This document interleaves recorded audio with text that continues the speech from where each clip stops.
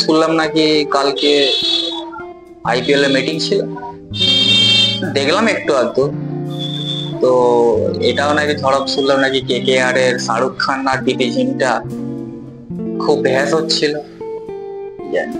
IPL এর চর্চা এখন থাকতেই চালু হয়ে গেছে। আর এদিকে ইন্ডিয়ান ক্রিকেট টিম তো খুব ভালোই খেলছে। সামনে আইপিএল এর মজাটা আরো একটু লেভেল আপ হয়ে যায়। আমি খুব ভীষণ এক্সাইটেড কতজন আরটিএম এর মাধ্যমে আসে আর কতজনকে বিদেশি প্লেয়ার নেওয়া যায়।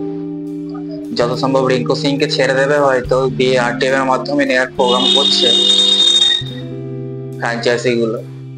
তো রিঙ্কু সিং খুব ভালো প্লেয়ার, ছেড়ে দেওয়াটা উচিত নয়।